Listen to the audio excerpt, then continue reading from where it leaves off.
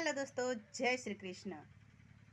ભાવનગર તળાજાનું પાવઠી ગામ, જ્યાં એક ચોંકાવનારી ઘટના સામે આવી છે અને દરેક ફોર વ્હીલરો માટે, જેના ઘર આંગણે ફોર વ્હીલ છે એ તમામ લોકો માટે લાલ બત્તી સમાન એક કિસ્સો છે। તો બને રહેજો વિડીયોમાં, વિડીયો અંત સુધી જોજો, તમને તમામ જાણકારી મળશે કે શું થયું ફોર વ્હીલની અંદર। તો અત્યારે દેખાદેખીનો યુગ છે કે પાડોશી ફોર વ્હીલ લાવે એટલે આપણે લાવવી જ પડે, પાડોશીના ઘરે કાંઈ પણ સારું કામ થાય એટલે આપણે કરવાનું જ એમ। હવે દેખાદેખીનો જમાનો છે એટલે હવે નવી કે જૂની તમામના આંગણે ફોર વ્હીલો થઈ ગઈ છે। પહેલાં ટુ વ્હીલનો જમાનો હતો અને હવે ફોર વ્હીલનો દેખાદેખીનો યુગ આવ્યો છે। તો એક કરે એટલે આપણે કરવાનું જ એમ।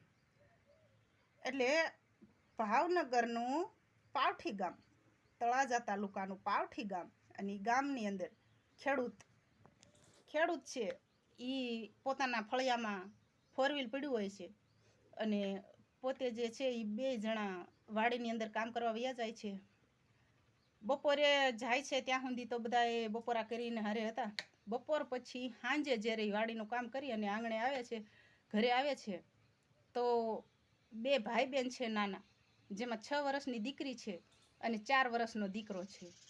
એ બે ક્યાંય દેખાતા નથી, ક્યાંય મળતા નથી। આજુબાજુ બધે શોધખોળ કરે છે, ન મળવા છતાંય પછી ઘરના આંગણે પડેલું ફોર વ્હીલમાં જોવે છે તો ફોર વ્હીલના કાચ બંધ હતા, અંદર બે બેન ભાઈ બેભાન થઈ ગયેલા પડ્યા હતા। બંને ભાઈ બહેનને ફોર વ્હીલમાંથી બહાર કાઢી અને તાત્કાલિક હોસ્પિટલ લઈ જવામાં આવે છે, જ્યાં એ બંને બેન ભાઈને મૃત જાહેર કરવામાં આવે છે। મા બાપ ઉપર આભ ફાટી પડે છે, શોકનું મોજું ફેલાઈ જાય છે। હાજર તમામ લોકોને એમ થાય કે અરાટી ભર્યું વાતાવરણ બધે છવાઈ જાય છે। હવે એ 6 વર્ષની દીકરી છે તન્વી અને 4 વર્ષનો હેત, હવે એ ક્યારેય એના આંગણામાં નહીં રમે, હવે ક્યારેય એનો અવાજ નહીં સાંભળવા મળે, એની કિલકારી સાંભળવા નહીં મળે। કેવી રીતથી ભગવાન આપણને બાળક દેતા હોય છે અને આપણી એક બેદરકારીના કારણે આપણે ભગવાનની અણમોલ ભેટને ગુમાવી બેસી છીએ। બને ત્યાં સુધી પોતાના બાળકોનું કાળજીપૂર્વક ધ્યાન રાખો। ભલે આપણે કામ કરવાના જ છે, એ પણ કામ કરવા છતાંય આપણું બાળક ક્યાં છે, દર થોડી મિનિટે આપણા બાળકની ધ્યાન આપણે રાખવી જોઈએ। બપોરથી સાંજ સુધી બાળક ન મળ્યા તઈ જાતા એમણે તપાસ કરી અને આજુબાજુમાં ક્યાંયથી નહીં પણ પોતાના જ આંગણામાં પડેલી ફોર વ્હીલમાંથી બે ભાઈ બહેનની મૃતદેહ મળે છે।